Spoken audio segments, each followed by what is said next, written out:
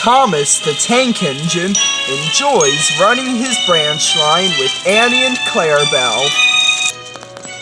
The sun shone and the birds sing.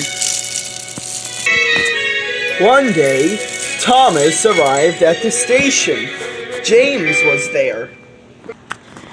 "You're late," snorted James. "I am not," scolded Thomas. "I'm right on time." "Right on time," said Annie. "Right on time," burst out Clarabelle. Thomas, Annie, and Clarabelle chattered angrily in front of James. "If you're not early," snorted James, "you're late." "I'm never late," said Thomas. "Gordon always arrives early." "I don't have time to play games with you, Thomas," James said, and he wheezed angrily away. "I'll show you," Thomas said furiously. The next day, Sir Topham Hatt arrived.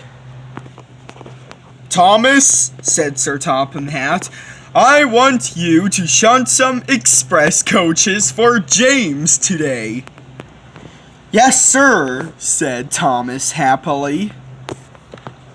And he puffed happily away. Later, Thomas arrived at the carriage shed when he saw Isabel. "Hello, Thomas," said Isabel. Thomas was pleased.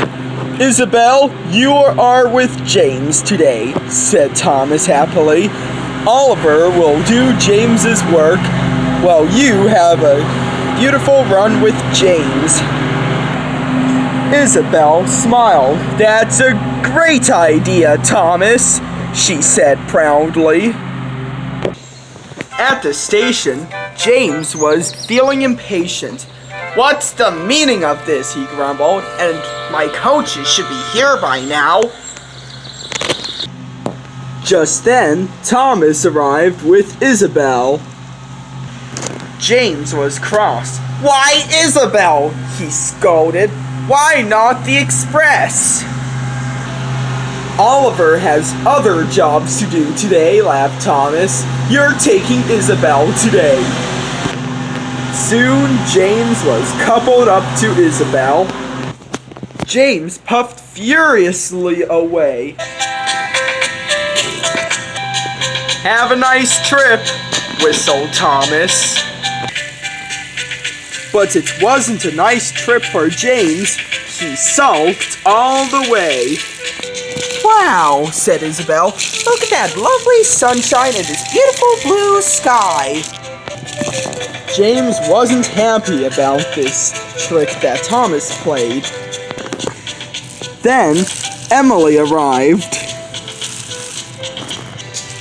"Hello, James," whistled Emily. "Looks like you've got a problem, have you?" "It is when I have a timetable to keep," snorted James. "That silly Thomas gave me Isabel instead of the express coaches." A little bit later, Thomas was shunting freight cars near the carriage shed. "Now James will think I did great," Thomas said happily. Then Oliver arrived at the carriage shed. When he arrived, Isabel wasn't there. Oliver was shocked. "Where's Isabel?" gasped Oliver. But as Thomas collected Annie and Clarabelle, Oliver decided to talk to Thomas. "Isabel is with James," chuckled Thomas. Oliver was very cross. "I need Isabel," scolded Oliver. "She's gone, and I can't believe James took Isabel by mistake. I'm gonna have to tell Sir Topham Hatt." "Cinders and ashes," gasped Thomas. "I should have gave James the express coaches, and I should have left Isabel in the shed." So Oliver puffed angrily away to the station. Sir Topham Hatt was very cross. Oliver told me that James took Isabel, said Sir Topham Hatt. Now you have caused confusion and delay. I'm sorry, sir, said Thomas. I'll have to tell James to stop pulling Isabel and give Isabel back to Oliver. Leave Annie and Clarabelle in the shed, said Sir Topham Hatt, and go find Isabel right now. Yes, sir, Thomas said sadly. Once James arrived sulkily at the station, the passengers were angry. This is Oliver's coach, they grumbled. And what a bad railway this is. I'm sorry, James said sadly. Then Thomas arrived. I'm sorry, James, said Thomas. Can I please take Isabel back to Oliver now? James knew Thomas was sorry, then he smiled. Of course you can, Thomas, said James. You can take Isabel now. That's good, said Thomas. Oliver needs Isabel. James was confused. So this is Oliver's coach, Thomas. Are you sure? Yes, Thomas said happily. So Oliver was forced to take Annie and Clarabelle when Thomas arrived with Isabel. Oliver was surprised. You found Isabel, Thomas, Oliver said happily. I did, said Thomas. Now you can take Isabel, and I'm sorry I played a trick on James. In that moment, Thomas and Oliver got their coaches back.